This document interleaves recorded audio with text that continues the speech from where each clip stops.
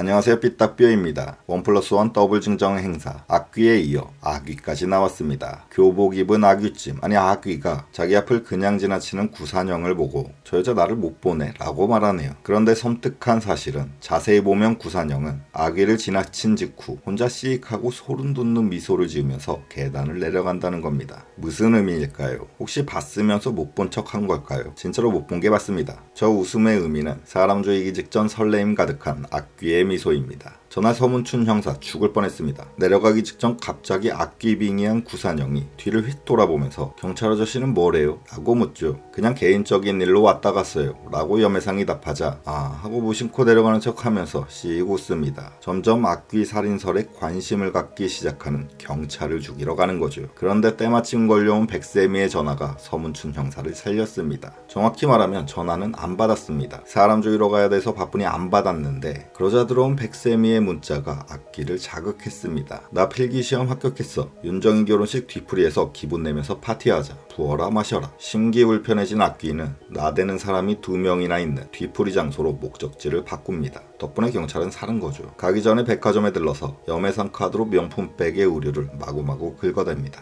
염혜상은 차 안에 있는데 535만원 일시불 승인 문자가 들어오죠. 구산형이 점원에게 내미는 카드를 자세히 보면 영문으로 염혜상 이름이 똑똑히 적혀 있습니다. 아까 구산형이 염혜상의 집에 왔을 때 머리 푼 악귀 그림자랑 같이 들어왔었죠. 한눈판 사이에 악귀한테 카드 털린 겁니다. 이때부터 악귀의 왼손 연기가 악권입니다. 네일아트 받을 때도 왼손, 백을 든 손도 왼손, 와인 마실 때도 왼손, 머리 넘길 때도 왼손, 돈 많다고 나대는 윤정이한테 와인 투척할 때도 왼손, 백을 집어던질 때도 왼손, 혼자 합격했다고 나대는 세미한테 비아냥대면서 자기 얼굴 만질 때도 왼손, 처음부터 끝까지 왼손만 사용하죠. 그 시각 염혜상은 구산형의 외할머니가 살았던 집 마당 땅속에 묻혀있던 푸른 옹기조각을 발견하는데 같은 시간 한강 다리 위에 있던 머리 떡진 구산형 악귀가 마치 그 장면을 다 보고 있는 듯 찾았다라면서 섬뜩하게 얘기합니다. 존댓말을 모르는 악귀, 받았네, 찾았다. 가장 임팩트 있는 대사였죠. 붉은 댕기를 받았네, 푸른 옹기조각을 찾았다. 노트에 적힌 물건만이 악귀의 목적이고 악귀를 설레게 합니다. 그럼 이제 악귀의 목적은 명확해졌습니다. 이미 나온 2가지 물건 말고 나머지 3가지를 찾는 거죠. 옥비녀, 흑고무줄, 초자병. 왜 찾는 걸까요? 완전히 극과 극인 2가지 가능성이 있기 때문에 섣불리 예단할 수가 없습니다. 제목대로 악귀면 악한 귀신이니 그냥 무조건 나쁜 귀신으로만 생각하면 될까요? 아직은 모르겠습니다. 머리 푼 악귀가 행여나 좋은 귀신이면 그 물건들은 나쁜 악귀들을 봉인하기 위해서 필요할 테고, 반대로 악귀가 이름 그대로 악한 귀신이면 그 물건들에 깃든 더 나쁜 힘을 당장 꺼내서 사용하고 싶어 할 겁니다. 정확한 목적은 모르겠지만 그것들을 찾는 건 분명해 보입니다. 그렇기 때문에 붉은 댕기를 이용해 구산형의 몸에 들어온 후